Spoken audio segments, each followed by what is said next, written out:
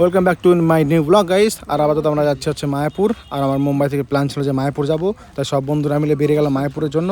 চলে এসেছি আপাতত মায়াপুরের ঘাটে। এখান থেকে এখন নৌকা পার করতে হবে।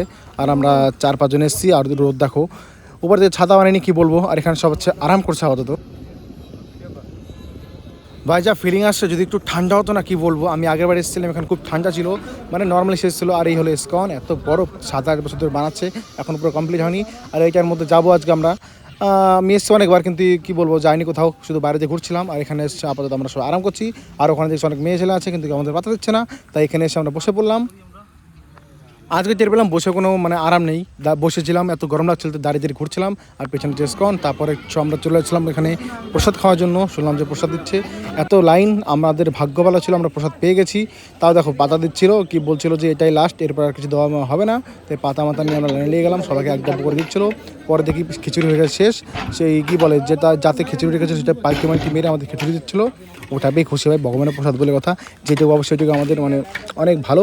ওটা নিয়ে এবার চলে আসলাম, 2-3 জন মিলে আমরা যারা গিয়েছিলাম সবাই মিলে খাওয়া দাওয়া করলাম। করা মরার পরে চলে আসলাম এই সাইডে। এসে দেখি এখানে কীর্তন টাইপের কিছু একটা হচ্ছে, সবাই মিলে এখানে মজা নিচ্ছিলাম। আমরা যাই মজা নিচ্ছিলাম।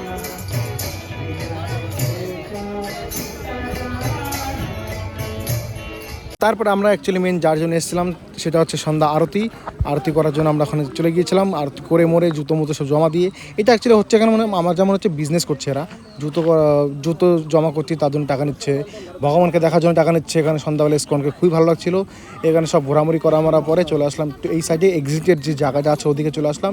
দেখে অনেক কিছু বিক্রি করার জন্য রেখেছে।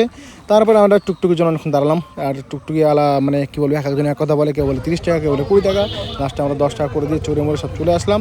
আর 5 দিন এখন বাইরে এত ভিড়, মনে হচ্ছে এখানে ডেলি মেলা বসে, মানে এত সুন্দর। আমি তো বলবো সবাইকে আসো, দেখবে মনে খুব শান্তি পাবে। কিন্তু ওই বিজনেসটা করছে ওটা ঠিক না, যে মন্দিরে ভগবানকে দেখার জন্য টাকা লাগে ও লাগে। যাক, যে যখন যেমন করে।